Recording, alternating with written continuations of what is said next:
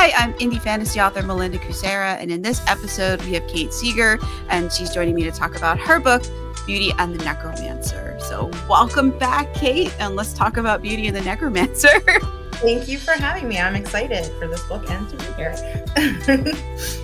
I'm excited to have you. Let's hear all about it, because this is not even out yet. No, it's available for early access on Kindle Vella, and the pre-order is in the process of launching. This is the first book in a dark fantasy duology, so there's only going to be 2, and they're going to be rapid released. Book 2 is actually already mostly finished on Vella, and I'm gonna book 1 is going to release on July 15th, book 2 on August 1st. So they're going to kind of yeah. And they're both fairy tale retellings. The first one is Beauty and the Beast. The second one is Sleeping Beauty. And they are very gothic, dark, kind of creepy romances, which is my favorite thing to write. Romance with a dark edge. Oh, wow. What made you choose Beauty and the Beast and Sleeping Beauty for this? Well, this happens to me a lot. I saw a cover and I love the cover, pre-made. And I was like, I need this cover. And so I need to figure out something to write that will work with this cover, so it's not sitting in my drive with 100 other covers. And sometimes the story actually comes to me right away, like this one. And sometimes they just don't, but this one did. So the first one I based off that cover. And then the second one just kind of became a natural continuation of where the story was going. Sleeping Beauty worked perfectly for what happened at the end of book 1. So that's hard though. Like, you collect the covers, and then sometimes I have some covers that I can't use because the designers are not designing anymore. Yeah, that's why I like to has changed. Yeah. Yep. So I like to get them quick if I can, so that I know that I can get all the paperback spreads or whatever else I need for them. Yeah, that's smart. That's smart. I have some that I will never be able to use. They were so pretty too, but I'll never be able to use them. I have some of those. I've gotten much more particular with my artists over time too. Like, there's certain artists who have been around for a long time and who I've worked with before, and who I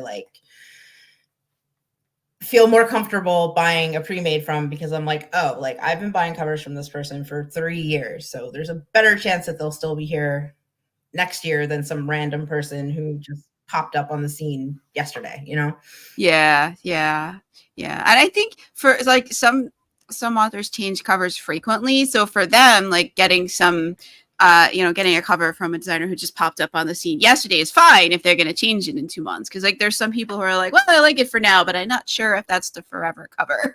Yeah. I know some authors like that. Every time they're promoting their book, I'm like, wait, that's a different cover. It's the same book.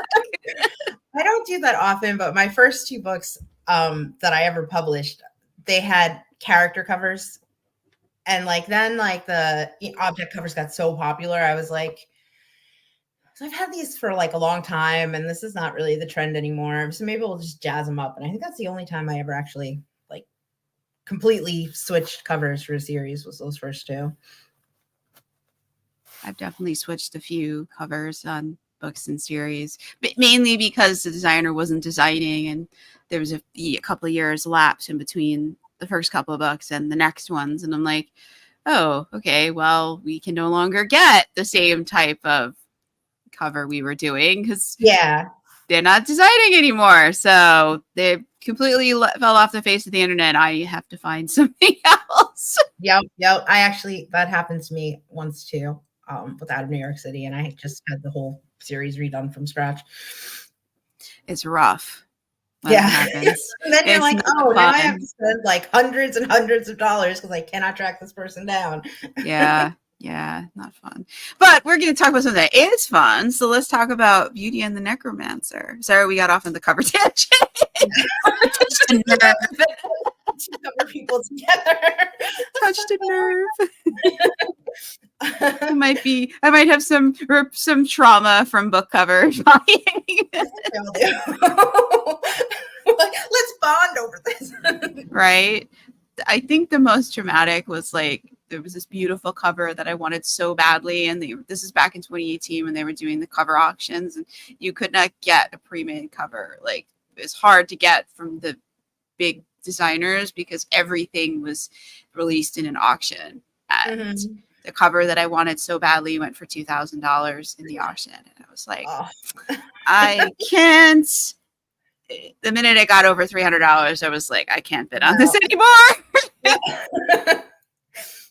It's such a niche story. It is never going to make even that 300 back. But we want them to look the way we want them to look. Yes. So I was heartbroken that like I just kept refreshing and watching the damn auction until like 2 a.m. because I was so obsessed with that cover. Like maybe this person won't pay. I mean, that was the running like commentary in my brain. Like maybe something will happen. Maybe they'll give it to me. Wouldn't that be nice? I mean, I was obsessed with a capital O. Yeah, I got over it, but like that was kind of traumatic because I really wanted that cover. I did bid on it in the beginning, but there was so many people bidding on it. Such a beautiful cover. I hope it made the person who got it lots of money. I don't even remember who it was anymore. I don't see it around the book, so I hope that they use the cover because some people buy the beautiful covers and you never see it anywhere. It's just in their hoard. For it. Yep. Yeah. Forget dragons. Authors hoard covers. Yeah. We are dragons. Yep. But yeah, we're gonna leave the cover discussion aside, put my trauma away. So, all right. So we've got. So tell us about Beauty and the Necromancer. So it's got a dark edge. It's a romance. What's going on in here? The main character is named Beauty because I'm so freaking creative. I couldn't give her a real name. I just actually wanted her to. Everyone's always trying to think of like creative names for fairy tale retellings, and I was like, you know what? I'm not going to do that. I'm just going to keep this like really blatant and in your face that this is the Beauty and the Beast retelling. Like, I'm not trying to hide this. It's what it is. And she's living in this kind of dystopian world where this curse has stripped the forests of all the food.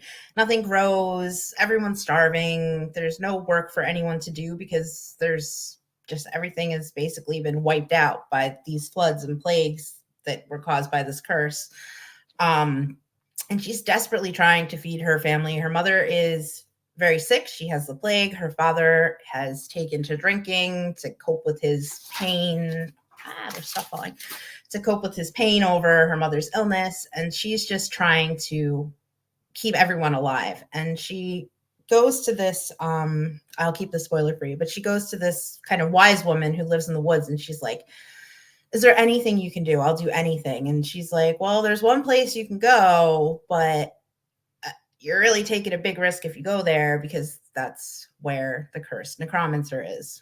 So she ventures there to try to find any kind of herbs or anything so that the wise woman can make a cure or tonic for her mother. And I don't want to give too much away, but she gets there and the necromancer's there and she has to make a bargain with him. And that bargain is the crux of the story. Her coming to terms with the bargain she made and kind of slowly over time realizing that maybe he's not the monster that she thought he was and understanding the motivations behind why he did the things he did. And then ultimately attempting, I won't say whether she's successful or not, but attempting to break this curse, which is not only on him, but the reason for all the devastation all around them. Mm-hmm. Oh, wow. So that's wow. So the curse he's under caused all the problems. Yeah.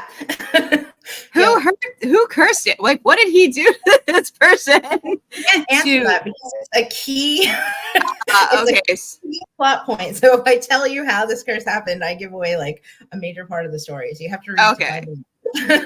Okay, but all right. So we'll have to leave that as a you need to read the book item. Yeah. If you want to find out how the curse happened and why it happened, that's like you got to read the book for that. Did he deserve it? It sounds like it was punishment for something. He kind of deserved it. Okay. But also there was a really good motivation behind what he did that caused it to happen. Oh, okay. So He, it's not straightforward. yeah, exactly. Something happened, and his reaction to it is what led to the curse. And his reaction, it's kind of a morally gray area, like whether he did the right thing or the wrong thing. Obviously, he didn't do the right thing for everyone because everyone is starving and cursed and plagued. But his reason, he does have a reason for why it happened, what he did that caused it to happen. I see. Wow. It's kind of one of those like, is it worth the suffering of many for your own selfish purposes kind of thing. Okay, not even to save the few. We're just our own selfish. Okay. Wow. I'm not saying any more than that. And all right, so then the sequel, Beauty's, so that it's different characters. So something that happens in book one, like how are the two books connected? Are they like it's the same characters, but book two is written from the Necromancer. His name is Darius, which you come to know in book one, although he starts out okay. the Necromancer. Him telling his name is like a big deal because he's been the Necromancer for so long that he barely forgets who he is as a human. But book two, Beauty Awakening, is all told from Darius's perspective, whereas book one is from Beauty's point of view. Is it, so it's not the same story? It's like it is. Oh, it is. It's the same story, but from his point of view. Well, it's a continuation of the first story. Oh, okay. But it's his point of view at that point. Like I said, it's a Sleeping Beauty retelling, so that should give you a clue why the POV switches. I'm guessing she's taking a long nap. Very tired at the end of book one from trying to save impossible men. That's hilarious. That's do you want to read an excerpt so we can meet them, or I can definitely do that. Yeah, let me probably. I'm a big fan of the excerpt. Yeah, let me pull it up here. It'll probably be, I'm afraid to like switch off the screen because I'm afraid I'll do something. So let me read it on my phone. Okay.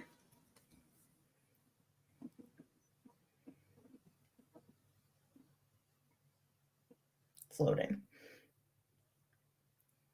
No, I don't want to read the last episode. That wouldn't make sense. Yeah, just let us know where you're dropping us in so that if we need any. Yeah, I'll start with chapter one. That seems like a good place to start, sure. Right? Definitely. It's my favorite place to start. I should also preface that, you know what, I'm going to do it for my computer because the Vela version is not really as polished, and I'm afraid there's going to be something crazy there that like, when I get to it, I'm like, what was I talking about here? Yeah, that's probably your best bet. Yeah, let me just open it on here. It's hard to edit on Kindle Vella. People don't realize that if you try to edit something on Kindle Vella, it has to go back through Amazon's approval thing. And I used to write on Kindle Vella. They'll sometimes you it's not worth risking it because they might block it. They just might the bot might suddenly decide it's duplicate content. You're like, no, it's the content that was there. I was fixing a punctuation thing that really bothered me. So that is why if you're reading in Kindle Vella and you come to something and it's not polished, a lot of authors use it to publish their first drafts and then polish it and put it out. And they would love to be able to put the polished version on there, but you're risking the bots deciding that something should be blocked. And then if you added like words to it, it becomes too complicated. So yeah, I have a story that I don't think it will ever be fixed because they keep insisting that it's previously, I'm just waiting for this to open. It's previously written content or published content, but the previously published content is the fact that it's on like regular Amazon as an ebook, but it was on Vela first. I just released it as an ebook. So now they will not like release that episode. It's just stuck forever in limbo. So I had to make changes in Vela. Yeah, I had one get stuck because years before I even put it on Kindle Vella, I had written a version of a story in my newsletter, just like a scene, and there was a couple of sentences that were exactly the same. Yeah. When I unpublished that post on my blog, it was unblocked finally. But it was like, who remembers what they wrote 5 years ago? Like, yep. I you had know? something on. I had something I had posted like a snippet of it on DeviantArt because I used to use DeviantArt a lot, and this was like years ago. I haven't even Yeah. been on DeviantArt in like 5 years, and that pinged because it was on DeviantArt, and I was like, shit, I forgot I even put that there. Right? It would like right. It was Literally like yeah. I put like 3 paragraphs up on there. It's not like it was like the whole story. Like Yeah. Mine was it was a scene that was in the final in what that eventually was in the final scene, but I had rewritten it. It was from a different perspective, and I just happened to leave those sentences exactly the same. yep. Yeah, it's crazy. I did find my excerpt though, so Cool. I will start with that. I tend to read really fast, so just if you can't understand me, tell me to slow down. Um, Beauty wove through the undergrowth, her basket swinging at her side. She was not merely a wanderer in these woods, but a forager, searching for anything at all that might sustain her family. A dying mother whose breath grew fainter with every passing day, and a father lost to the depths of drink. She scanned the forest floor, desperate for anything that could ease her mother's suffering or fill their empty bellies. Pushing aside the dried leaves and skeletal branches, she shifted through the damp soil, but to no avail. The forest had turned its back on her in her hour of need. Desperation clawed at Beauty's heart, and her movements became frantic, as if she could unearth the salvation her family so desperately needed, if only she willed it to be so. Tears streamed down her face, cutting tracks through the filth that marred her skin. She sank to her knees, her body racked with sobs. Her family depended on her, and she had failed them. Beauty wept, her cries echoing through the forest, but the trees offered no sympathy, their brittle dying branches swaying mournfully, grating against one another like a death rattle. Minutes passed, or perhaps hours, as Beauty poured her grief out onto the forest floor. The night grew colder and the shadows elongated, but there she remains, lost in her misery, until a distant howl pierced the air, the sound slicing through the silence like a knife. Beauty went rigid, her breath catching in her throat and the hairs on the back of her neck standing on end. Her eyes darted around, searching the gloom for the source of the bone-chilling cry. Muscles tensed, preparing for flight, even as her logical mind screamed to remain silent and still and silent. But no other sounds followed. No footsteps on the forest floor or snapping of branches. And after what felt like an eternity, trapped in her primal fear, Beauty slowly released a shuddering exhale. Not a breath she didn't realize she was holding. I didn't write that, but I'm just saying I hate that expression. With trembling hands, she wiped away the tears streaking her dirt-smudged face. Forcing leaden legs to support her, Beauty stood on wobbling knees, her body still coiled tight as a spring. The forest predatory call had not yielded its secrets, but she knew it best to leave this place. Yet she could not go home empty-handed. And then, like a beam of light piercing the darkness, a thought struck her. Matilda, the old weaver who lived deep in the heart of the forest. She had survived alone in the forest for decades. If anyone had the wisdom to guide Beauty through this dark time, it would be her. Beauty turned her steps toward Matilda's cottage, her pace quickening. She navigated the twisting paths, ducking under low-hanging branches and stepping over snarled roots. The curse had ravaged the land and seeped into the very trees themselves, twisting their branches into grotesque shapes and draining the color of their bark to bone white. Beauty pressed on until she saw the warm glow of lamplight shining through the trees, guiding her toward the weaver's home. She broke through the tree line and stepped into the clearing that housed Matilda's cottage, a simple dwelling with weatherwood walls and a thatched roof. But to Beauty, it was the most welcoming sight she'd ever seen. Taking a deep breath, Beauty raised her hand and knocked on the cottage door. For a moment, there was silence, then the sound of shuffling footsteps from within, and a door creaked open to reveal Matilda's time-worn face. Beauty, my dear, Matilda greeted. What brings you here at this late hour? Beauty swallowed, the worry gnawing at her heart, rising to choke her throat. It's my mother, she managed. She's been so ill, and nothing I've tried has helped. I fear she's dying. Matilda's smile faded, replaced by a look of concern. She crossed the room to take Beauty's hands in her own. Oh, my child, I'm so sorry. Your mother is a good woman. She doesn't deserve this suffering with all the hardships we're facing. Beauty nodded, blinking back tears that threatened to fall anew. The village had been in the grip of the terrible famine for years. Many were starving, their bellies hollow and their eyes sunk in. Beauty and her family had fared better than some, thanks to her tireless efforts scouring the woods for whatever meager sustenance she could find. But now even that tenuous lifeline had failed her. I've come to ask your aid, Beauty said. You know more about the plague than anyone. Is there any hope of saving my mother? Matilda sighed, sitting down at her spinning wheel. I wish I could help, my dear, but the curse has left the forest barren. The herbs I need to make my potions and remedies are simply gone, and without them, there's little I can do. Beauty's heart sank. But there must be something. I can't just let her die. The old weaver paused, her gaze distant and thoughtful. When she spoke again, her voice was low, as if she feared the wrong ears might overhear her. There are whispers, she said at last. Rumors that the curse that has befallen our village was born of a great wrong committed long ago, manifesting in this wasting sickness that drains the life from its victims until nothing remains. The land itself is affected, and that's why we've been left to starve. Dread settled in the pit of Beauty's stomach. But who would do such a thing? Matilda shook her head. The stories are old and tangled, more myth than memory now, but they speak of a powerful sorcerer, a man consumed by grief and rage. And while our lands wither, his gardens still flourish. There, in the Necromancer's lair, you might find the things I need to restore your mother's health. Beauty squared her shoulders. Then I will go there. I'll find the sorcerer's garden and bring back whatever I can find. Matilda sighed. You have a brave heart, child, but take care. The price of the necromancer's aid may be higher than you can imagine if you are caught. Beauty met Matilda's gaze. There's no price too high if it means saving the ones I love. Matilda stood, her joints creaking with the effort, and crossed the room to stand before Beauty. She placed her hands on the young woman's shoulders, her grip firm. Your mother must be so proud of you, just as I am. Matilda smiled, but a lingering sadness in her expression made Beauty's heart ache.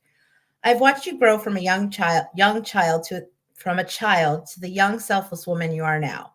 So promise me, Beauty, that you'll be careful. The necromancer is a dangerous man. You must not let him discover you on the manor grounds. Beauty nodded, a lump forming in her throat. I promise. I think that's enough for a start, right? Stop there? Yeah. I mean, no, it's up to you. I'm a huge audiobook fan. I could listen all day, but I don't know if you want to keep reading, but I'll keep listening. I love audiobooks. I would listen to them 24 out of 24 hours a day, but I'm required by society to participate in other activities where one cannot listen to audiobooks, like meetings. In a past life, emails. I worked in finance, and I hated it, but I needed health insurance. So that's my creative writing degree landed me in finance. But I would just, while I did all these Excel spreadsheets and stuff, I would just have audiobooks playing like all day long. Like I go through a book in 2 days because that's all I did was listen to audiobooks. So I'm a big fan. We get through them in one day. Yeah, well, if I didn't keep getting interrupted by having to do actual work. Okay, not every day can I get through a whole audio. Well, most days, because to have health insurance and steady income that I don't have to worry about the whims of Amazon, I do work full time. So I do commute to the office 3 days a week. So that's like many hours of listening that I get in. But yeah, I can't listen during meetings, which I really, I don't like meetings for that reason. I can listen to audiobooks or writing back to people and answering their questions on the team chat, while I'm writing emails, while I'm drafting up, documentation or responding to I work in IT, the tickets that come in. But yeah. Anyways, I love audiobooks. We're not here to talk about my audiobook obsession or how much money I spend on audiobooks a month, but know the full-time job supports my audiobook habits. My husband once opened up my Amazon credit card statement instead of his by mistake and saw how much money I spent on Audible books, and he was like scandalized and horrified. And I was like, listen, they're tax deductible. Well, I mean, like in my defense, there was a sale this week and some series that I had started that happened to be kind of long, happened to have multiple books that were on sale for less than a credit. So, I mean, how could I not buy them? Like, how could I not? Yeah, exactly. You were saving money by spending money. See? Exactly. Yeah. And I was giving myself hours of listening pleasure to, because I so I can go and do this job that supports the audiobook habit. Yep, there you go. That's for self-care. Right? I love audiobooks. If I didn't have to sleep, I would listen to them all night, but one requires rest. Yeah, unfortunately. There's lots of things I would like to do while I'm sleeping, but can't. I'm still waiting for the Matrix. You know, we've got the AIs. Where's the robots? Where's the robot overlords? You know, when are they going to start doing all of the work so we can sit around and listen to audiobooks and consume media? It's like that meme that's going around that's like, I don't want the AI to write my books for me and make my art for me. I want it to do my dishes and clean my house. I actually know the author who posted that. Oh, do you? Every time. Yeah, we used to be in a mastermind group together. Yeah, but like, I want them to cook for me. I hate love cooking. That's like one of my pastimes is cooking. I hate cleaning. I'm not detail oriented. My husband is like super neurotically neat, and he's like, "How could you leave this like this?" And I'm like, "What? What are you even talking about?" like oblivious. He'll leave a sock on the floor for me to step over to see how many times I step over before I notice the sock and pick it up. But I love cooking, so you know we all have our things. Yeah, I don't know. I don't. That's why I have a housekeeper now. Yeah. I would rather see her, and then I don't have to worry about it. Yeah, I have a lot of food allergies, so I end up having to do a lot of cooking and modifying recipes. And like, well, we want to make this, but we're allergic to that. This we should limit consumption of because literally everyone else that we are blood related to is allergic to that. If you've not yet developed an allergy to it and we would like to keep it that way, how does we do that? That's annoying, definitely. Yeah, I can see how that would make it less of a joy to prepare it if you're worried so much about all the elements that have to be managed. Yeah, and it's not like one element. It's not like, okay, you just can't have peanuts. I'm not allergic to peanuts. I cannot have a whole category of food because it makes me mildly ill.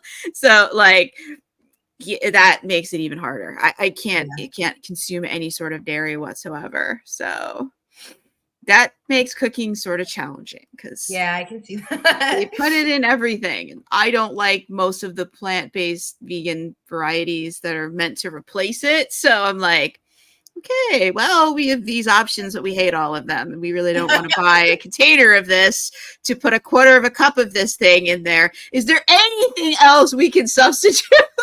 Yeah. I hate that when you want to make a recipe and it's like, I have to buy this thing that I know I'm never going to use again, but I want to make this recipe. Yeah, like it can be so challenging. Especially like trying to bake. It is so hard to bake without like being able like when you don't like any of the plant milks. You can't put actual dairy and you're like, you know. The stuff doesn't so the texture is never quite right. And I was gonna say, like, I like coconut milk. I prefer it. It's what I use in my coffee and stuff. But I feel like if I tried to bake with it, it would definitely not have the same result as baking with milk. No, it doesn't because it's a base and protein. Coconut milk is not either of those things. Yeah. It's creamy, but it's also like, yeah, it has a higher water concentration. Yeah, it's not the same thing. It doesn't have the same consistency. Yeah. No, and then you have to get like all these like other things to compensate for the fact that it doesn't have the same nutritional profile and ergo doesn't perform the same way in baking. And that's when I'm like, really would prefer a robot. Just but to put my order in and have the robot figure it out. Maybe someday. It doesn't seem like it's too far off with the way things are going. I want a replicator in the worst way. I don't want to have to figure out how to make all this stuff. I want to input what I want and the restrictions upon that and let the machine figure it out for me. It just does it, yeah. Because it's exhausting trying to figure it out. And then by the time you like go to actually do it and you're like, there's so many steps. I don't have the spoons for it anymore. I spent 2 hours trying to figure this out. Do it. Yeah. Yeah. But yeah, anyways, we've gotten off topic. I recently was trying to bake some things, and that's why it's like on my mind because it was a traumatic experience. It tasted good. The texture was wrong. It was very wrong, the texture. because I know I don't have any real restrictions, but I've tried to substitute things to make it healthier. And I get to the end and I'm like, this is nothing like the real thing. This is Yeah. not like the thing I was trying to make, even though it says it's the thing. Yeah. Sometimes you're better off just not making the healthier facsimile, but finding a healthier recipe that Yeah. sounds really good to you that you have never had before because you have no No preconceived comparison. notions. Yeah, you're not trying to, substitute things. You're like, "Oh, this recipe is healthy and it's intriguing. I'm going to just follow the steps and do it." And then Nope. you end up with a more successful like end result. Yeah, because you're not comparing it to your Yeah. But pre-existing expectations. that's it. But it's hard when you have to cut out all the dairy. Like trying to find healthy recipes that don't have dairy, that are Yeah. not 48 million like steps, that and require you like precision measuring and you to follow exactly what they are saying, and you are not a baker and you don't understand some of the terminology they're using, so you're googling it and you're like, the hell this what do they mean by this? I don't remember what the last term, like, I know what folding it in is, but there was like some other term that they were using this recipe, and I was like, I have no idea what this means. No idea what they want me to do here. Get out. I'm Yep. gonna guess. It's where it all goes wrong. It is, cooking is, I mean, baking is magic. It is just magic. We should talk about magic systems because you've got curses and we've got so it sounds like some herb lore with the wise woman. So and the necromancy usually implies like we're doing stuff with dead people. Or dead things, usually dead people. So Yeah. let's hear all about the magic. Is there like the system? Like, why is he the necromancer? What's he doing with dead people? We'll start with Darius because he was originally like just a sorcerer. Okay. And this is like a big part of book 2, but I don't think it's really giving anything away to talk about it. So he studied under this other sorcerer named Bren Ashcroft, who actually is named after someone who chose her name in my Kickstarter, which is kind of a fun fact. Oh, that's cool. Yeah, because one of my tiers had an option to name a character. So Ren Ashcroft was named the character name that was chosen to be included. So but he studied under her and he was like this promising young sorcerer who had like skills with elemental magic and light magic. And then he fell in love and abandoned Ren and went off to do his own thing with this woman that he was in love with. I don't want to get too much into that either because that's a little crossing into the spoiler thing if we talk too much about the woman he loves. But basically, he left Ren and went off to do his own thing, which we all know when you leave men to their own devices, they do stupid shit because, especially my main characters. Okay. Wow. They tend to be a little, I don't know. Maybe it's from my interactions with men in life. Can you imagine that they tend to be a little arrogant and think that they can, do whatever they want without any repercussions? But that's basically what Darius does. So there's not a lot of detail about his magic while he's studying with Ren, just that he is studying to be a sorcerer and he can control some elements and has like the forces of light and stuff like that. I don't go into a lot of detail about that because it's the past and I don't want to info dump on it. But then, so he moves back to Eldritch Manor with his new lady love, and that's, again, I'm not going to say the reason, but there's a catalyst for why he starts dabbling in the forces of darkness. And so he starts doing things like summoning. It's one of his powers. He can summon things from the other side, like beings. And eventually, after a mishap, when he becomes cursed, he starts just like desperately pulling things from the other side. Like anything he can get, he'll bring it over because he's trying to accomplish something. So that's where the necromancy comes in. He starts pulling things over from the land beyond the dead, and also raising up. He can raise the dead in his own world by pulling their spirits from the underside back into their bodies. But they're like inanimate minions. They're not Mhm. It's not like he brings them back and it's like, hey, my buddy Joe's back from beyond the dead. It's like, oh, look, now there's a skeleton waiter serving people in my hall, because all I can do is like boss them around and command them. They're not actual, they're not sentient anymore. They're just shells, basically.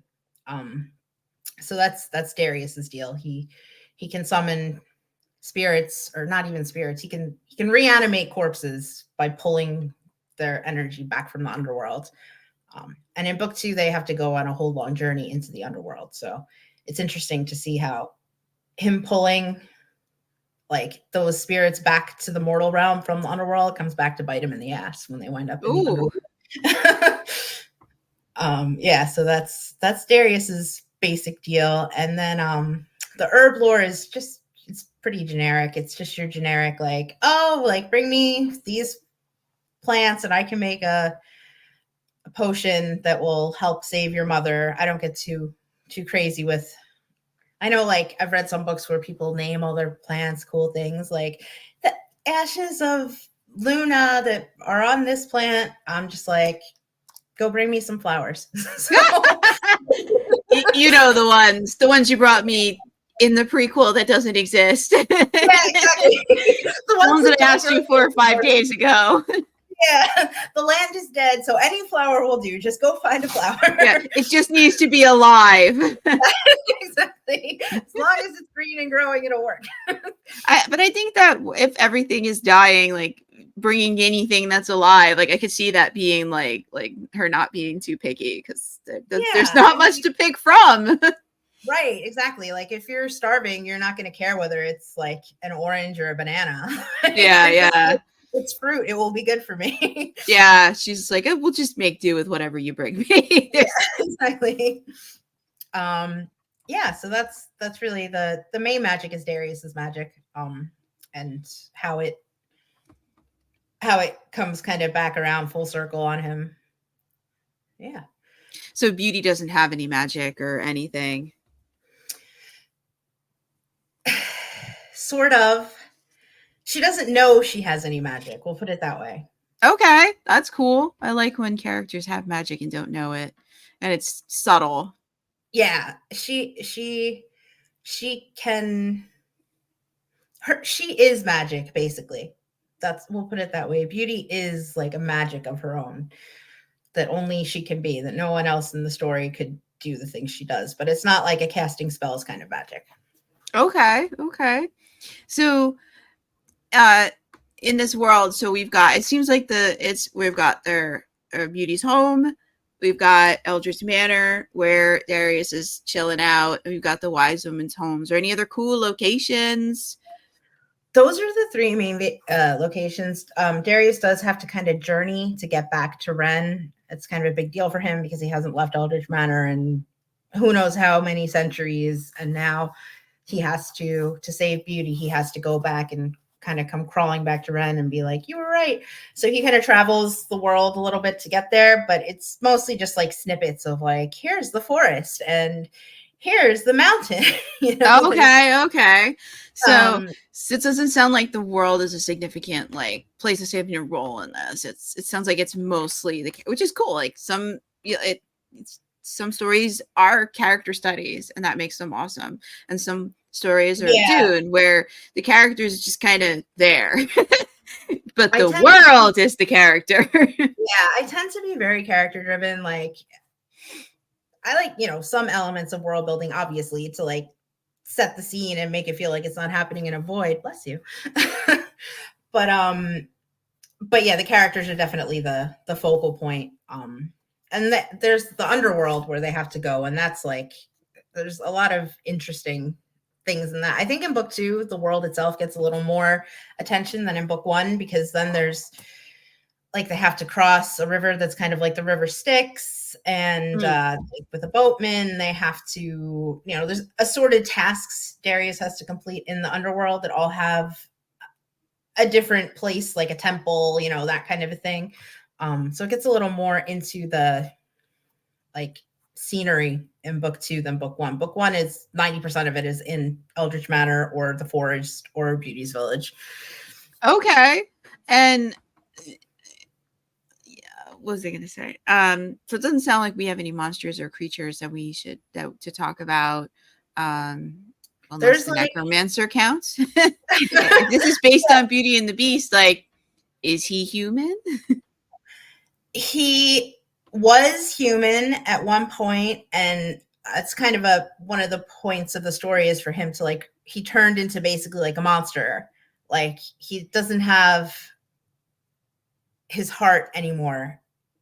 His heart is actually in, I don't think this is a spoiler, but his heart is in a glass jar in his library, dead and black at the start of the book. So he's not like a mortal human at that point in the story. He's like a monster, basically. Right. Um, And he did that on purpose because he wanted to live longer, or that was an accidental side effect of other decisions he made? It was an accidental side effect of other decisions he made. This guy is not good at decision making. No, he makes very poor decisions. Beauty might for it, and yeah, Beauty might want to take over decision making for him. Like once this is over. There's actually the tagline. I gotta get it out because I don't remember it off the top of my head. But the tagline, that's not it, that I put on everything is like, I can't find the card, but it's something to the effect of, it's a quotation marks, and then there it is. That's my bookmark. Perhaps summoning an army of skeleton warriors was not the best way to win the love and trust of the people. And that's something that Beauty actually says to him. So she kind of nice. guides him towards like not making terrible decisions once they come together. But yeah, left to his own devices, he makes very bad decisions. Yeah, she better lock him in a room with nothing when she goes out of the house. Otherwise, she may come back to a skeleton army. Yep. Breaking all her china or whatever the skeleton army does. Whatever doing things skeletal armies do. Yeah. But wow, that's a cool quote. So you said this is a romance. Is this like a spicy romance? Is this like a sweet romance? All my stuff is like a touch of spice. Like, okay. I'm not one of those people who, because I don't like reading them, like the books that are just like smut, that like hit you over the head with the smut. Like for me, the story is more important, and like the romance is more of like a natural evolution that's more like based on their progression as a couple than like, I'm going to give you all the smut, because I don't really like writing smut that much. Okay. So like a touch of spice, there's like maybe a spicy scene or two. I don't know what a touch of spice means. Yeah, there's like, I think I'm not a good cook either, so I don't understand the spices you put in things. There's like a couple of scenes. I think there's like 2 actual full like sex scenes in book 1, and then 2 in book 2. And there's romance, like kissing and that kind of stuff, but for actual like sex scenes, there's like 2 in each book. But it's not like hit you over the head with constant. Right. Are they short or like long and detailed? They're pretty short. Blink and you miss them short, or no, not blink and you miss them short. No, but not like 3 chapters. You know, it's like maybe, I don't know, like 7,000 words, 5,000 words. Okay. So it's a little bit of spice, but it's not. I don't know. I get bored if I'm reading and I'm reading the story, and then there's this smut scene, and then I'm reading the story. Like if it keeps getting interrupted, personally as a reader, I get like annoyed with it, and I'm like, can we just tell the story?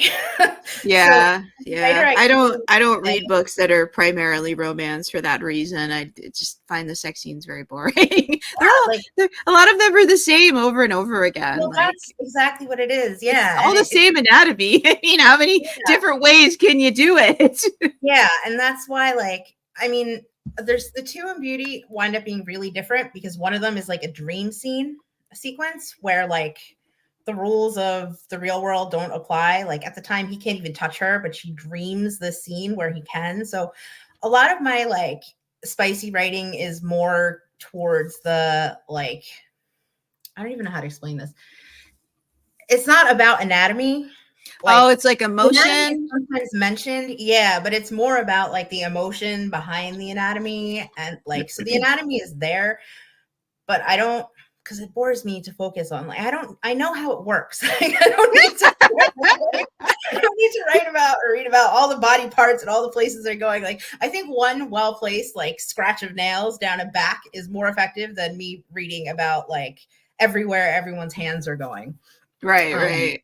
so yeah, so that like the scenes are there, but they're not like, all right, here's everything that their bodies are doing the whole time. There's a lot of like the emotional interplay going on between them. And that's why the two in Beauty, the two are really different, because in the first one, she actually still hates him when she has the dream sequence.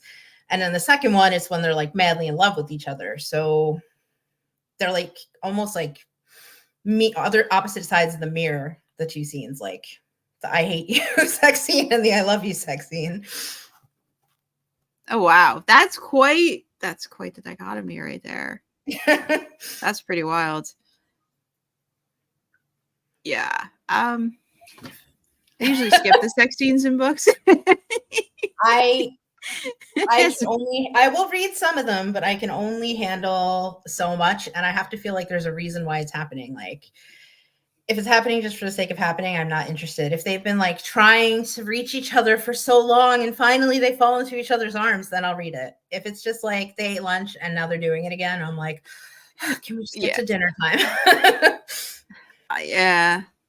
I don't know. I try to like read books where like the relationship is not the main focus, so I don't have to. Yeah, so they might have sex in a book where it's not the main focus, but like it's like usually like only a few paragraphs. Yeah. Because it's like not the point. They're like the obligatory couple of paragraphs. Yeah. It's Like like you this could have happened. just yeah, you could have just like hinted at it the next day. Like we didn't need this in an action adventure book. You know, I don't really care. I'm here for the action and adventure. I don't care what they're doing at night, if they're sleeping or not. Yep. My first two books were actually closed door, and like people actually actively were like, I can't believe you cut this scene off here. And that's the point where I started being like, all right, fine. I'll give people their little bit of gratuitous sex because they all want it.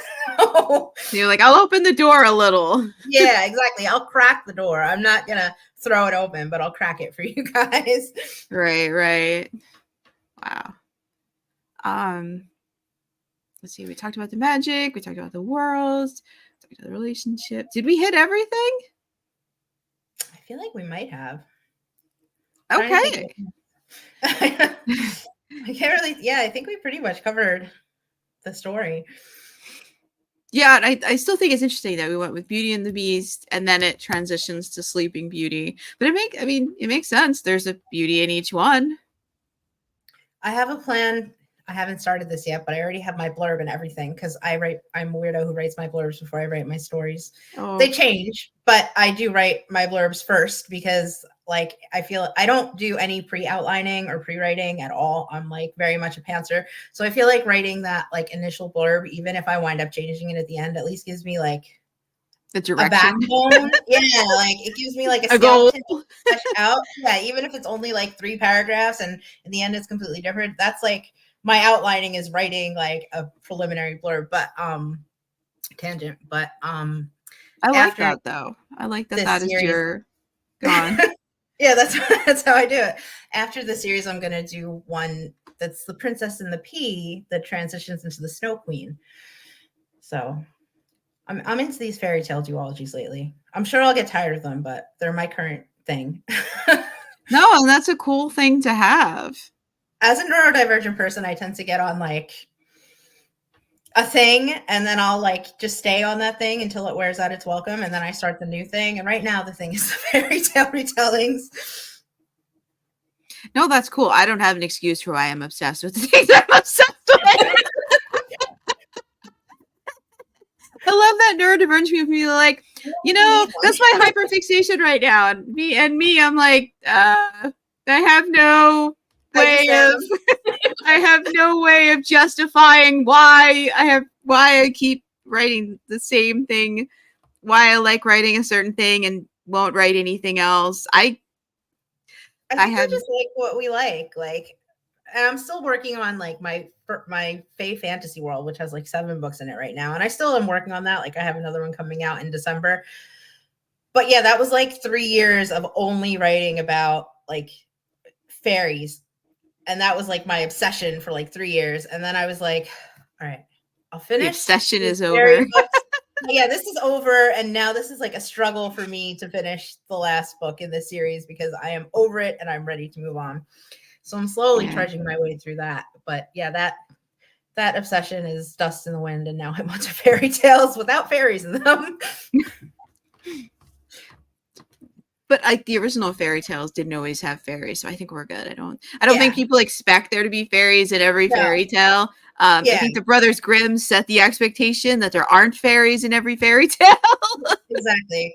And my fairy tales that actually are like fairy books aren't really like fairy tales at all. They're like, Well, I they don't know. technically are because they're tales about Well, fairies. they are, but they're not like what you think of as like a Yeah, classic fairy tale. That's what that's it's true. funny. I went from like writing books about fairies that aren't like what you would think of as a classic fairy tale to retelling classic fairy tales that don't have fairies in them.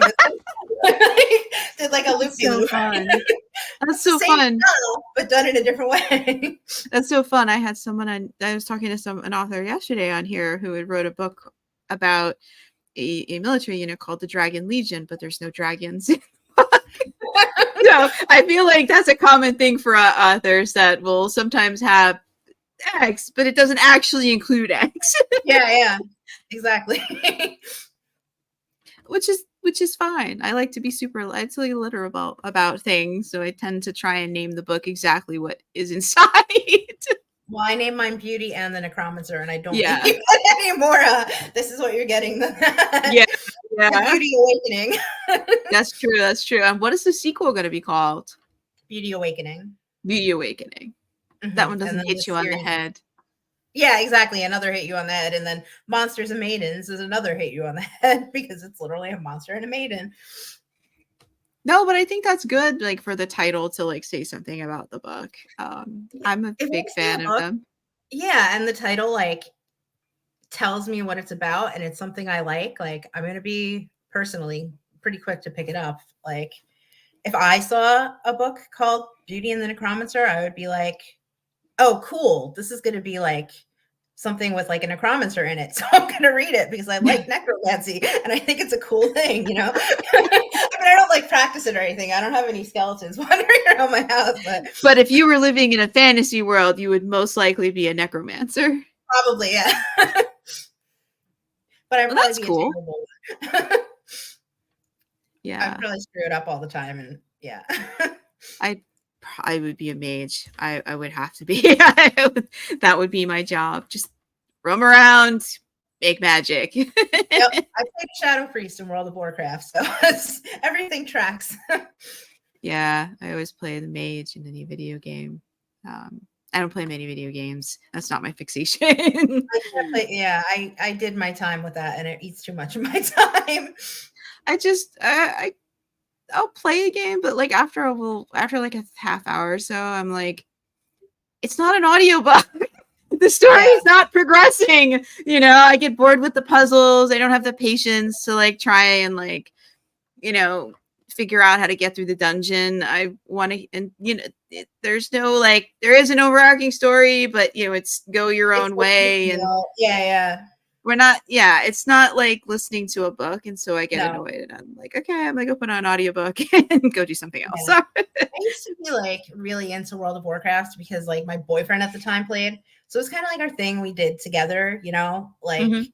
my husband now is like much older than me, and like I tried to get him to play like one video game one time because all his like friends were playing Call of Duty. So for Christmas I got him Call of Duty, and he played it for like 30 seconds and was like, "I hate this." So I don't have to worry about him wanting to play video games with me like I've my played Call of Duty. It's a bit chaotic. I've never played it. I played Skyrim. That was like the only thing I ever played on the Xbox. And I I've beat never it one played time, Skyrim. and that was the last time once I beat it, I was like, all right, I'm done. And I've only played games like at friends' houses or like cousins would get together sometimes and play like some multiplayer something, and that's fun because the point is not the story or the That's why game. when It is I to played, beat up yeah, your cousins on a screen so you're not actually gonna get in trouble for it in that's real why when life. I played World of Warcraft with my boyfriend, it was different because it was like we were doing something together. It wasn't just like me and like a screen, you know. It was Yeah. like an activity that we engaged in together. But still ate a lot of my time, and once we broke up, I never played it again. So Yeah, yeah. I don't play on my own. I don't have I any do play any of it. Sims still once in a while. Usually when I'm like super, super burnt out, I will like open up the Sims and spend one whole like 12-hour day building a house and putting my Sims in it. And then I'll close my computer and not play it again for like 6 months and then repeat the cycle when I Oh get really burnt wow. out with it. Oh wow. Oh, that's wild. Then at least like, you close the computer and they just stay there and wait for you to come back. Yeah, exactly. Then I'll like in 6 months when I'm like, I don't want to read, I don't want to write, I don't want to do anything. I just want to be mindless. I could just open them up and there they are in that little house I built for them. They must have many houses by now. They do. There's many different ones. There's one on like a horse ranch that I made like a couple weeks ago when I didn't want to do anything else. And now I'm like, I bought a whole expansion pack just so I could build this horse ranch so I could like play it one time and then get back to my regular life and doing Oh my books. wow. But it served its purpose. It got you out of the burnt out It and did. and back into the things that you love. So it was money well spent. It Yep. saved you money because it got you back to writing, which eventually produces books that make money. So Yep. it's a win. Yep. That's my I think one way or another, I think we all need something mindless once in a while to just like, okay. Mine is audiobooks. I love Yeah. them. Audio, They just exactly. turn off the Whatever it brain. is. See, I also edit. So I don't even like audiobooks for me unless I'm like in a car ride. I'm like, I'm tired of words. Like between editing and writing, I just don't want any more words sometimes. And that's when I open up the Sims. No, it makes total sense. I don't edit. Only my own stuff. I don't edit anything else. But yeah, I love audiobooks. I think I've said that like a whole bunch of times on this podcast. It's my obsession with a capital O. Audiobooks. I'm single-handedly keeping Audible in business. No, my habit's not as bad as it used to be. Yeah, no, I'm not buying as many audiobooks as I used to. Yeah, there's Thank a you for the limit. Plus catalog. Thank you, Audible, for that. Yeah, it's kind of annoying how like expensive they are to make. Like I No. have one I have several that are on audiobook, but last year I had Toby Osmond, who's in Game of Thrones, do one for me. And it's so good. Like his voice is just like carries me to another planet, but it cost me $3,500. And let me tell you, I am nowhere near making back that $3,500 that I spent on that audiobook. But I love it, and I will do the rest of the books in the series with him when I hit Powerball. Yeah, I would need to hit Powerball too. I Or want something. Maybe like my TikTok shop has been doing really good. Maybe that can fund it. I don't know. yeah, I want audiobooks of all my books, but there's very specific narrators that I want. That's And exactly what they're this in was. the 500 plus hour range. But I love their voices. That's but Toby was he was like at the top. Like I was like, if I'm gonna do this, I'm gonna use him. Like if I can't afford to use him, I'm not gonna do it until I can afford to use him. Yeah, that's the thing. And like some of my books are very long, so it would be, you know, 17 hours or 17 or 18 hours of Oh at yeah. $500+ per Yeah. hour. And I did the math once and cried, and it was like, we can't do Yeah. this. They're so expensive. And then people don't understand why like they'll ask in like book groups like why don't more people put things out on audiobooks because it costs a fortune. And I'm not saying that the narrators don't deserve the money, they do, but it's not something you can just like be like, oh, we'll get this done. You know, you really have to like plan for it and save for it. Yeah, and you can't, and like audiobooks are not popular on Kickstarter, so you can't really run a Kickstarter for it. You have to run it for something else, some pretty version of the book, but then you have the printing and all of that, and trying to make sure that the Kickstarter makes enough extra to cover all the costs of the pretty book and be able to afford this audio thing is like I I I had did an it as a audiobook stretch Kickstarter. goal. It didn't make much, it didn't make a lot of money, but I narrated it myself and I decided I'm never doing that again.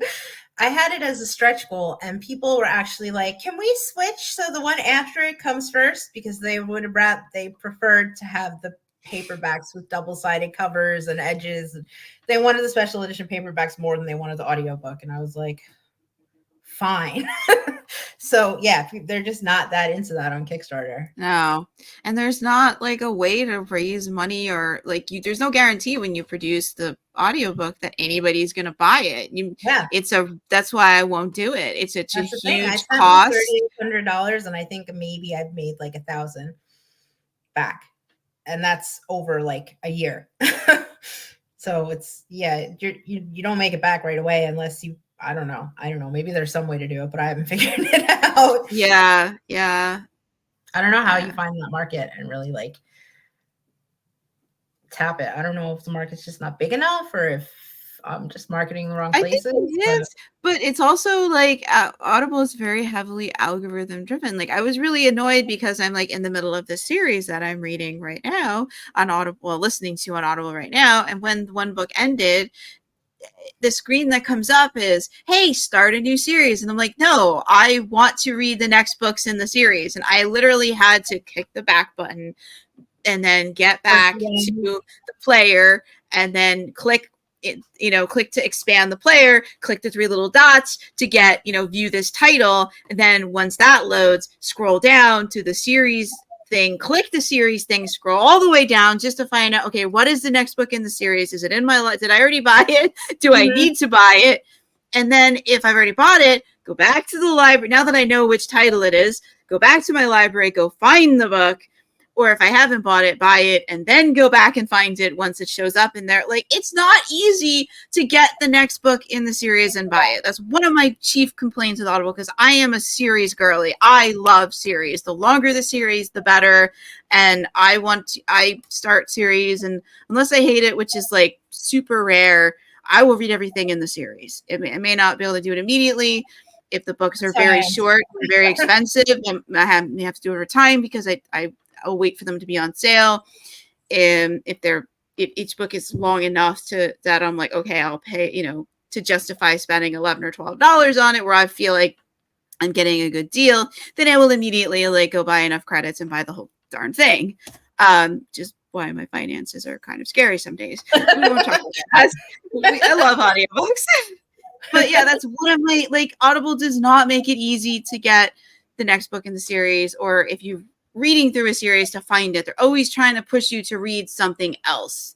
That's a problem with Bella too. Like with Amazon, unless you put all your stuff into one giant like serial, like there's no way to link to it. There's no way to like search really, like there's no connection between any of the Bellas. Like I did Radish before I did Bella, and on Radish you had a seasons block, and within that you had the different seasons. So you would name it cool. Like Out of New York City was we'll use my first one, Out of New York City. And then under that, you would have Escape from Manhattan, and that would be season 1. And then under that would be Survival in Pleasantville, and that would be season 2. And it was just such more like. You have a series set in Pleasantville, New York. I went to college there. Yep. But I live in New York, so. I think we talked about this. I think we live I live in Westchester too. Oh, okay, right. That's right. We're close by. We still have to get like meet in real life at some point. Yeah, we should get coffee or something. Yeah, because like every other author is like West Coast. Yeah, no, I'm in Buchanan. I live in Buchanan. Really? The monstrous Buchanan exit off Route 9. That's so funny. I'm right by the super food town. I live Really? behind it. Yes. Is it an ambulance? I shouldn't say you live here. No, I'm not in the Everlands. I'm in one of the other ones. Well, like back that way, yeah. Oh, that's No, so funny. no, I'm literally right behind the store. Oh, really? Yes. Wow.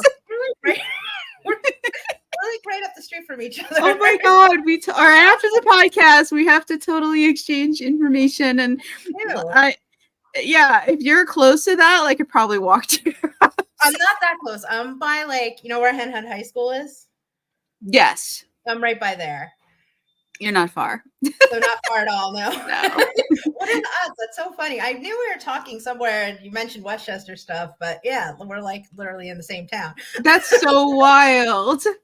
Okay, we will have to meet in real life at some point because that's so I rarely ever meet anybody who's actually located in New York, let alone the southern part of it. Well, I was gonna say, yeah, or they're up by the Lake Erie or something, and I'm like, well, I'm not going to see you. I mean, I would, because sometimes it's lonely as an author and you want to hang out with other, especially it's I don't know. I've met I don't know if you know Lara, maybe not, but she's in Jersey, and we met in we both wound up going to Asbury Park at the same time, which just happened to happen that way. So we met while we were both there, since we just happened to both be there. So that was kind of cool. So wild. Yeah, no, I don't think I know Lara. She does you probably wouldn't read her stuff. It's a very steamy RH contemporary romance. Oh yeah, RH is not my. Yeah, I'm not an RH. One man is more men than I need in my life sometimes. I really don't need more. I get why people like it. I totally understand why people like it. It's got to be hell to write though, because trying to manage that many relationships and that much many body parts. That's true. That are arms and legs and genitalia. You must need a chart. They must need a chart to figure out who is doing what to where. And how they keep from choosing one person out of it. How you balance that so that it's believable that they're all just together. Yeah, I'm also kind of a cruel person, and I really like the misery and agony of making my character choose. So why choose for me? I will take a good love triangle any day, because in the end somebody's heart's going to get broken and I'm here for it. But it's it has to be a true triangle though. Yeah, because most of it's the love angle where it's two people one person. Yeah, it's got to be a full-on triangle where everybody is liking everybody else. Yep, but the wrong way, in the way that causes the most tension and drama possible. Yeah, because that can be that I'm, as long as it's not spicy, I could read something like that if it was in the middle of some fantasy something going on. Yeah, Tales of the Fae, that kind of goes on a little bit, but I don't know, it's weird because there's Lorna gets separated from the person she's in love with for so long, and then when they finally all get back together, it's she's had so many other experiences, and can they ever? Yeah, but yeah, exactly. There has to be something more to it than just here's three people and one of them likes another one and the other one likes her too. Yeah, that's the love angle. It needs more meat on its bones. Needs to be the full triangle, man. The guys got to like each other too, man. And there's got to be a reasonable chance that she might not get either of them. They will end up together. Yep. That could be. Or none of them get any of them, which is my. That's true. That's true. That's not a romance though. That would just be a tragic romance. I mean, that would just be Game of Thrones. Yeah. Oh no! If they all end up dead, or then it would be Game of Thrones. Yeah. Yeah. That's pretty wild. Yeah, I feel like we're yes, we're neighbors. It's so wild that we live in the same town. Oh, I have a Croton address. Well, if you're by Hen Hunt, you probably have a Croton address too. I don't. I have Buchanan address, but I actually went to Croton High School, so I know Oh, Croton well. I didn't. I grew up in Putnam County. Okay, I went to Pleasantville for 2 years. I moved to Croton. I went to Croton for 2 years. I went to college in Pleasantville because I went to Pace, which like most people go to Pace or Purchase. I actually went to Pace for a semester and hated it and transferred to Purchase, but my mom worked in Pace at the Welcome Center. I remember you telling me that at another interview. Yeah. I do not remember any of the Pace staff. It was too many years ago. A long time ago. I didn't like college very much. That book still exists anymore. I think I unpublished it. Oh wow. But yeah, I don't. College wasn't all that much fun. Study abroad was fun. College was not fun. I didn't love it. I think because like I didn't have money and like I had to work the whole time I was in college. Like I just didn't. I didn't have the college experience that people had in books. I worked. By the time I finished college, I was almost working full time. And going to school, and like I was only like, at that point I was 22 years old, and like so like I didn't do sorority or any of it. I couldn't. It involved money. I didn't have that. I couldn't do like so many things. Like it was very limited in what I could do, and I went to class. I didn't live on campus. It was too expensive. So like I didn't want to. I lived on campus at my first college for a year, and I hated it I was just gonna say I lived on campus at Purchase for 1 semester, and it was such like I need my space. Like I need to be alone. And I had 2 roommates in one tiny room, and I felt like I was never alone, and I hated it. And after that, I didn't care that it took me like 2 hours in traffic on 287 to get to class. I was like, no, I'm gonna commute. Yeah. I totally understand that. I commuted to Pace. It was just, that 1 year that I lived on, it was a college, it was St. Vincent in the Bronx. Hated it. They had a dorm of like college girls. It was like torture living there because it was all ex-Catholic school girls, and I went to public school where we had boys in class.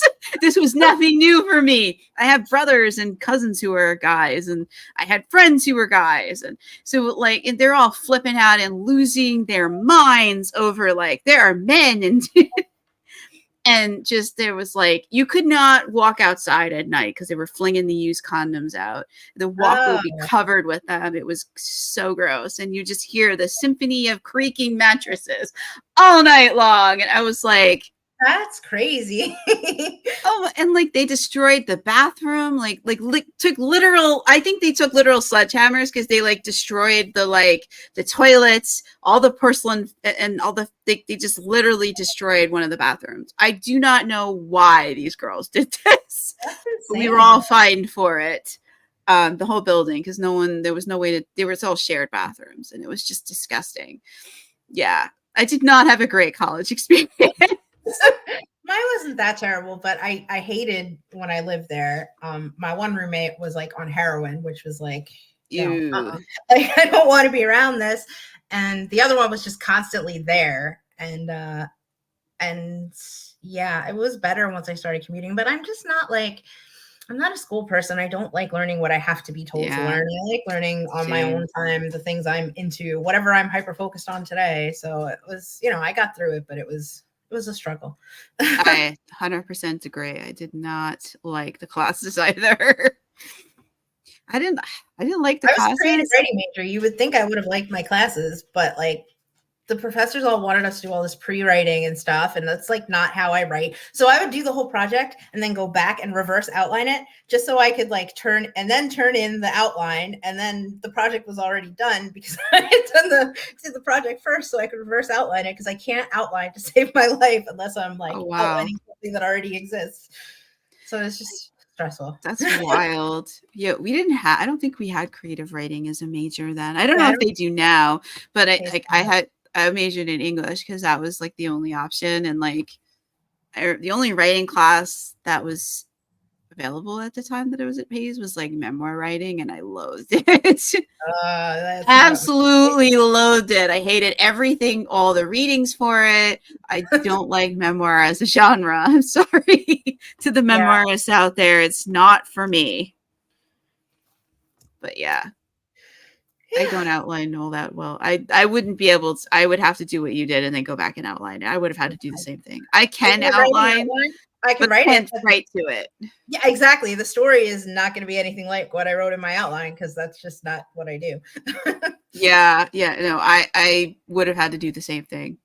The only thing, and I think what made college so boring and like for me is that like I've always it's just a thing with me and I don't know why. Maybe it's that it probably makes me a great writer is that like I meet people and I immediately have to figure out what makes them tick. What do they want? So I can deliver that, especially in a situation where like I'm getting paid or like I get an A. Like, what do you specifically want? And I will just give you exactly that. Yep.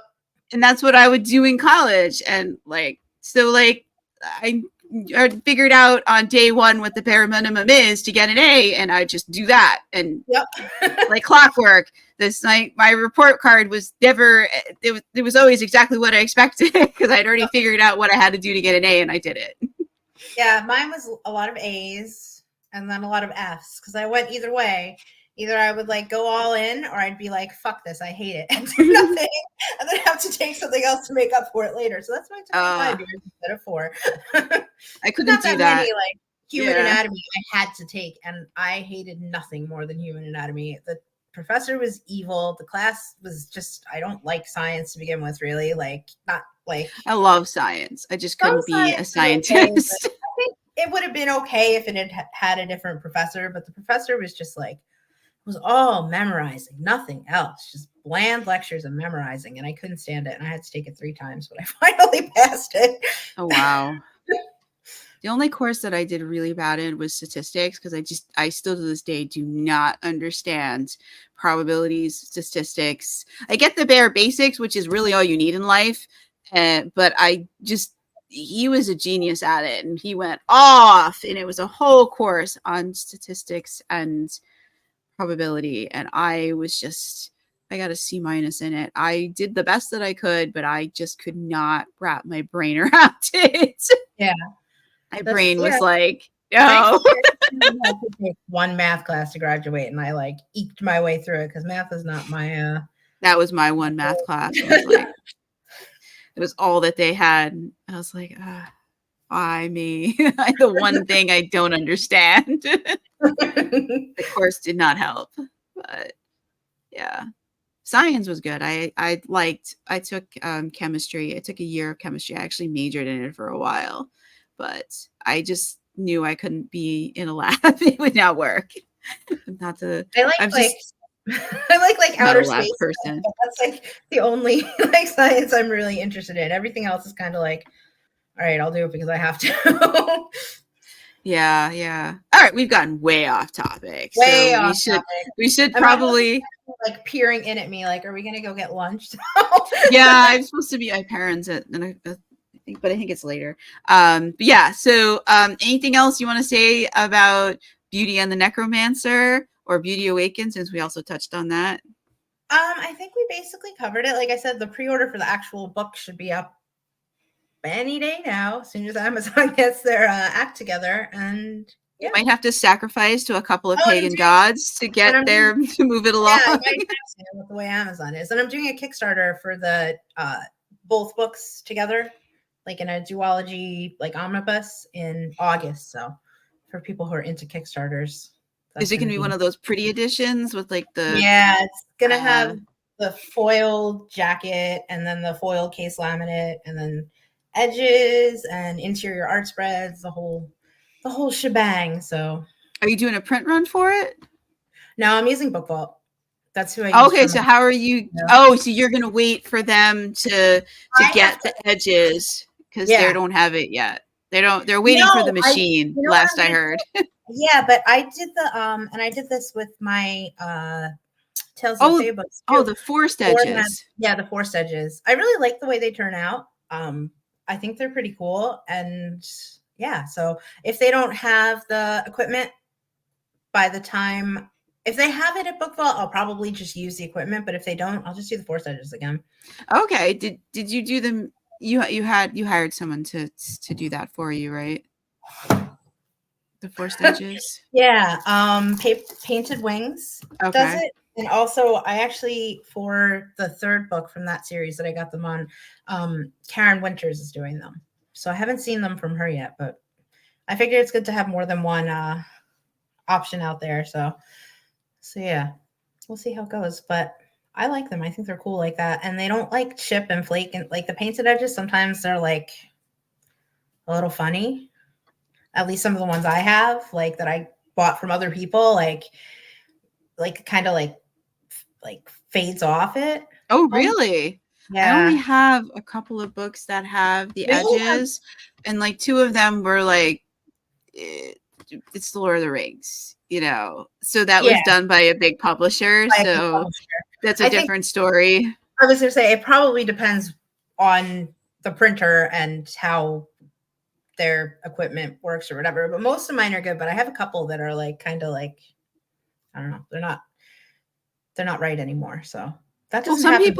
some people spray them themselves too. So you're sort of at the mercy of like the paint that that they get, Yep. and Yeah, and I don't care. Like for me, like it doesn't bother me. But I know with the formatted ones that it's gonna look exactly the same forever because it's like part of the paper, you know? Well, I mean, it depends on how they cut it too. Yeah, I haven't had good luck. Mine all got cut really well, but I have seen some of the pictures in the groups where they're like Yeah. off. So I guess there's no matter how you do it, there's a chance that it could go wrong. And I guess you just have to Yeah. hope for the best. Like I know a lot of people have been having problems with Book Vault lately, but I got 50 copies in the other day and they were all perfect. So so I guess it's just luck of the draw, you know. I have them here. I can show you the issue that I had. It's Was yours the very, one with and I got to which turn off the background. Where's the virtual background? None. Okay, just don't look at the kitchen for a few minutes. I suppose. So these are the same. Oh, where's the camera? These are the same book.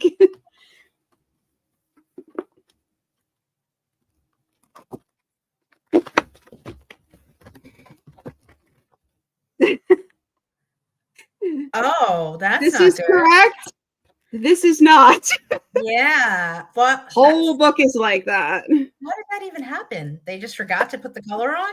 The operator, it was operator error. The operator set it up for black and white instead of color, even though the PDF is in color. It's I everywhere that you could mark that it's supposed to be in color, it is marked. I just, yeah, like That's I don't crazy. know. They're gonna replace them though, right? I They would hope. did, yeah. That's Okay. how I got the one in color, because originally they just sent me that one in black and white, and Well, at least yeah. it was only one, right? Not like Well, 500. thankfully I'd only ordered one because I wanted to see like what is, because when I ordered this right after the bespoke went live. So they, in their article, in their help thing, all the pictures were broken. So I had no idea what the actual foil looked like. So I only ordered one copy of the first 2 books. I didn't, the third one, I'm writing the last chapter today, I hope. Please, dear God, let this be the last chapter. This thing is over 70 chapters. This must end. We cannot do any more adventure. We have defeated every villain multiple times. It's done. It's over. Please quit, characters. Please quit. I can't do this anymore. But yeah, so I'll be getting the 3rd one, hopefully soon. That's Well, I cool. have to finish it and format it and edit the darn nightmare. But yeah, I'm doing a Kickstarter for these guys, and I have a stack of books just trying to get, because they cut the pages all wrong, and because it had the bleed and it was cut all wrong. And every time I questioned it, they're like, well, I'm like, no, your file is correct. And I'm like, why didn't you print it properly then?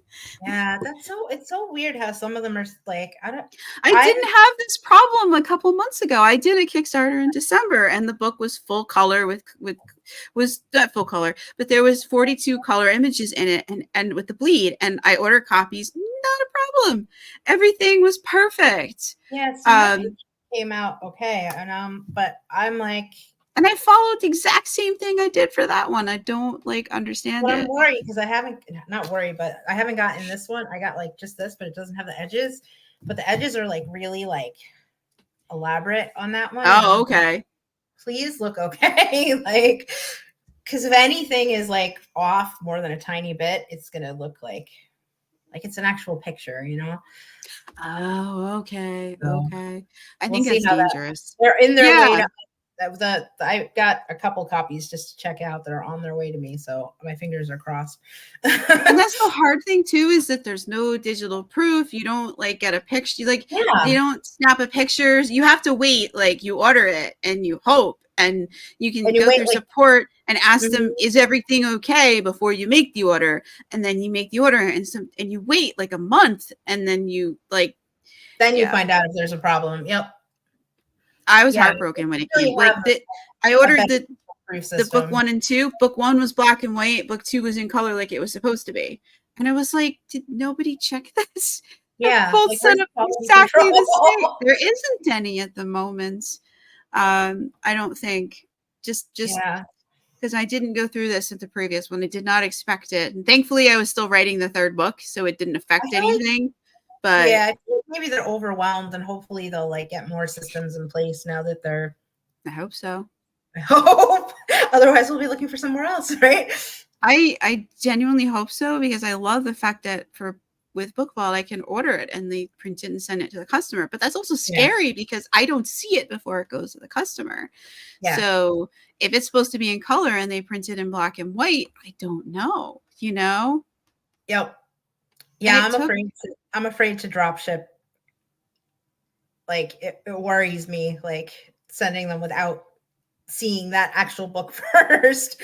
Yeah, and I didn't worry about it last year because everything I ordered was perfect. There was never a problem. And now I'm like, yeah, that's what just because of all the issues I've been seeing, it worries me to drop ship them to people. Yeah, it's just too expensive to get them sent to me and then me to send them, because it's you're paying for double shipping. Yep. Yeah, it's a thick book. Most of the price that the tier is going to be on Kickstarter is going to be just paying BookVault for this book. I'm not going to get more than a $1 or $2 from it, because they're like a few dollars, because it's like they're very expensive, but they're very pretty. So we'll see. Yeah, we'll see. So we'll hear from you next time you come back, how it you know, about the Kickstarter, if you come back for it, or after, or if you come back with another book, like how it went. We'll get the updates. But yeah, I'm really hoping that they'll put some extra quality control in, because that's like the thing we most need is quality control. Yeah, just notice if it's something blatant like that, like somebody should notice. It's one thing if it's like a tiny little thing somewhere inside that like gets like a whole thing in black and white that's supposed to be color is kind of a big deal. There's 45 color images in there, 45 pages with color images, and the color images are large and colorful. But just opening the book and seeing that, like, that was supposed to be in color. Absolutely. That was heartbroken. It was like, I've got to wait another month now to see it correct. My husband's nudging me, so I think we have to. Okay, anyways, thank you so much. Okay, so to wrap up. Okay, so thank you for coming. I've been, who am I? What is my name? Okay. I've been Melinda Kucsera, your host, and we had Katie Seger on to talk about Beauty and the Necromancer. Remember to like, follow, subscribe, all of that, so that you will be notified when Kate comes back to talk about another book or Kickstarter or whatever. Have a great night or a great day wherever you are.